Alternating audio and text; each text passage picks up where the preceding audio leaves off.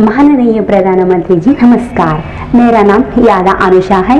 मैं government junior college नागुलंजा में 12 कक्षा पढ़ रही हूँ। मैं खम्मम जिले तेलंगाना से हूँ। सर, मेरे सवाल यहाँ है कि जब शिक्षक हमें पढ़ाते हैं तो हम समझ जाते हैं, लेकिन कुछ समय या कुछ दिनों के बाद हम भूल जाते हैं। कृपया इसके बारे में मेरी मदद करें। धन्यवाद सर। धन्यवाद अनुषा। मान्यवर, हमें एक अन्य प्रश्न नमो ऐप के माध्यम से प्राप्त हुआ है, जिसमें प्रश्नकर्ता गायत्री सक्सेना जानना चाहती है, परीक्षा देते समय उनके साथ अक्सर ऐसा होता है, जो पढ़े और याद किए हुए विषय हैं वो भी परीक्षा हॉल में भूल जाते हैं, जबकि परीक्षा से पहले या परीक्षा के बाद साथियों से बात करते समय उन्हें वही जवाब ध्यान में रहता है। ऐसी स्थिति को बदलने के लिए क्या करना चाहिए? मान्यवर, अनुषा एवं गायत्री सक्सेना के जैसे प्रश्न अनेक अन्य लोगों के मन में भी है, जिनका संबंध स्मरण शक्ति से है। कृपया इस दिशा में मार्गदर्शन कर कृतार्थ करें। माननीय प्रधानमंत्री जी। शायद हर विद्यार्थी के दिमाग में ये विषय कभी न कभी तो एक समस्या बन करके खड़ा हो ही जाता है। हर एक को लगता है कि मुझे याद नहीं रहता है, ये मैं भूल गया। लेकिन आप अगर देखेंगे, इवन एग्जाम के टाइम पर अचानक ऐसी चीजें आपकी निकलने लगेगी कि आपको कभी एग्जाम के बाहर, अरे मैंने तो पिछले हफ्ते भर में कभी इस विषय को छुआ नहीं था, अचानक क्वेश्चन आ गया, लेकिन मेरा जवाब बहुत अच्छा हो गया।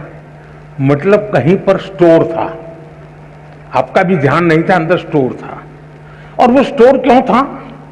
क्योंकि जब वो भर रहे थे तब दरवाजे खुले थे, कपबोर्ड खुला हुआ था, इसलिए अंदर वो गया। अगर कपबोर्ड बंद होता, कितना ही परोसते, कुछ नहीं जाता।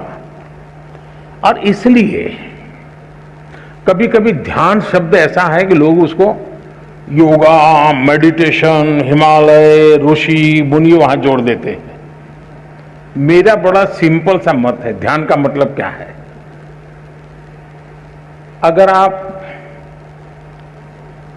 यहां आए, लेकिन अभी आप सोते होंगे कि मम्मी घर पे टीवी देखती होगी, वो ढूंढती होंगी मैं किस कोने में बैठा हूं।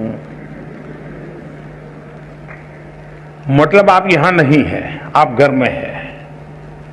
आपके दिमाग में यही है कि मम्मी टीवी देखती होगी कि नहीं देखती होगी, मैं यहां बैठा हूं, वो उनको नजर आया होगा कि नहीं आया होगा।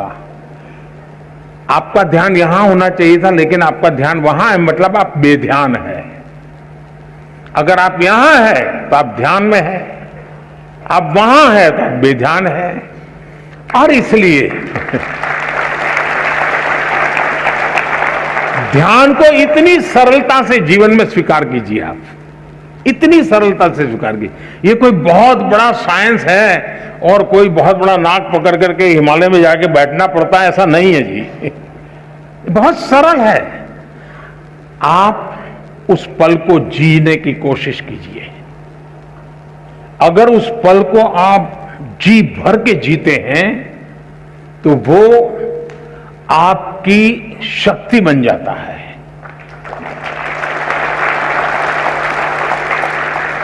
बहुत से लोग आपने देखे होंगे, सुबह चाय पीते रहते होंगे, अखबार पढ़ते होंगे, परिवार के लोग कहते हैं अरे पानी गर्म हो गया, चलो जल्दी नहाने के लिए चलो।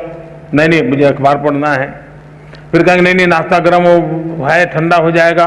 फिर भी कहें नहीं, मुझे अखबार पढ़ना है।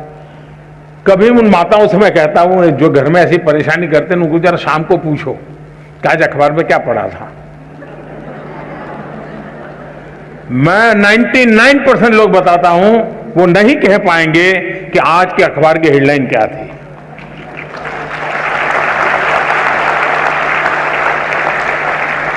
क्यों? वो न जागृत है, न वो उस पल को जी रहा है। वो आदतन पन्ने घुमा रहा है, आंखें देख रही हैं, चीजें पढ़ी जा रही हैं, कुछ भी रजिस्टर नहीं हो रहा है, और अगर रजिस्टर नहीं हो रहा है तो मेमोरी चिप में जाता नहीं है। और इसलिए आपके लिए पहली आवश्यकता यह है, आप जो भी करें उससे उस वर्तमान को, और मेरा अभी भी मत है कि परमात्मा की इस सृष्टि को सबसे बड़ी कोई सौगात है, अगर मुझे कोई पूछेगा तो मैं कहूंगा वो सौगात वर्तमान है। जो इस वर्तमान को जान पाता है, जो इस वर्तमान को जी पाता है, जो इस वर्तमान को आत्मसात कर पाता है, उसके लिए भविष्य के लिए कभी भी क्वेश्चन मार्क नहीं होता है।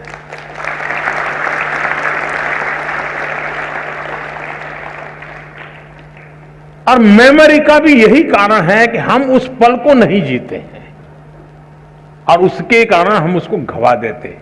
दूसरा, मेमोरी का जीवन से संबंध होता है।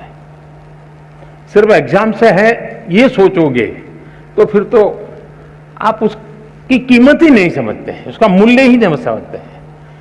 अगर मान लीजिए आपके किसी दोस्त का जन्मदिन आपको याद रहा और आपने जन्मदिन पर उसको फोन किया,